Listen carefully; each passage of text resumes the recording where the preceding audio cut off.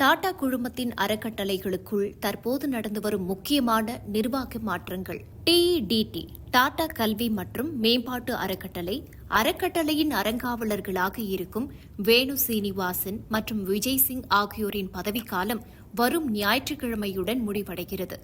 இவர்களை மீண்டும் பணியில் அமர்த்துவது குறித்து ஒப்புதல் கோரி ஒரு சுற்றறிக்கை அனுப்பப்பட்டுள்ளது.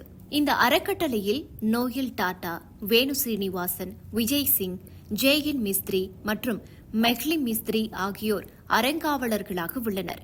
இதில் நோயல் டாடா உள்ளிட்ட மூவர் ஆயுட்கால அறங்காவலர்கள் ஆவர். இந்த மறு நியமனத்திற்கு அனைத்து அறங்காவலர்களின் ஒப்புதலும் தேவை.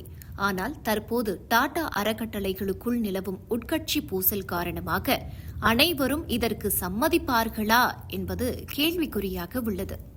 அதிகார பகிர்வு. டாடா குழுமத்தின் அறக்கட்டளைகள் வெறும் தர்ம ஸ்தாபனங்கள் மட்டுமல்ல, அவை டாடா சன்ஸ் என்ற பிரம்மாண்ட நிறுவனத்தின் பெரும்பான்மை பங்குகளை வைத்திருப்பவை. ஜம்ஷெட்ஜி டாடா காலத்தில் இருந்தே இத்தகைய அறக்கட்டளைகள் உருவாக்கப்பட்டன. கல்வி மற்றும் சமூக மேம்பாட்டிற்காக இவை பெரும் நிதியை கையாளுகின்றன. குறிப்பாக டிஇடிடி மட்டும் ரூபாய் 5000 கோடிக்கும் அதிகமான நிதியை நிர்வகிக்கிறது. ஆர்டிகிள் 121A இதுதான் மிக முக்கியமான விதி.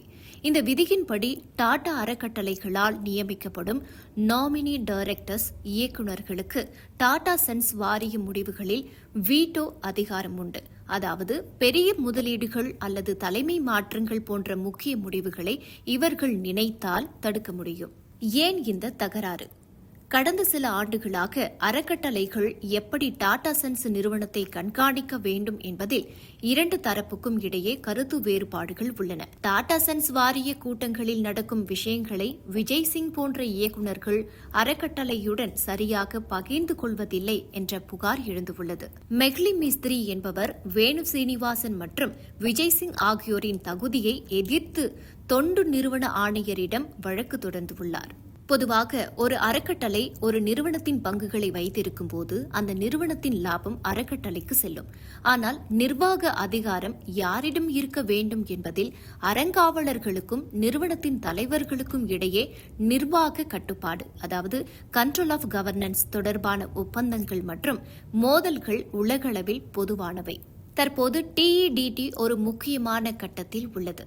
மே 8ஆம் தேதி நடைபெறவுள்ள கூட்டத்தில் எடுக்கப்படும் முடிவுகள் டாடா குழுமத்தின் எதிர்கால நிர்வாக திசையை தீர்மானிக்கும்.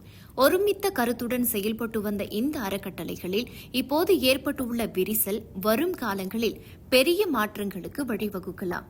ஒரு நிறுவனம் எவ்வளவு பெரியதாக வளர்ந்தாலும் அதன் அறக்கட்டளை பத்திரம் மற்றும் விதிமுறைகளே அதன் அதிகாரத்தை தீர்மானிக்கின்றன.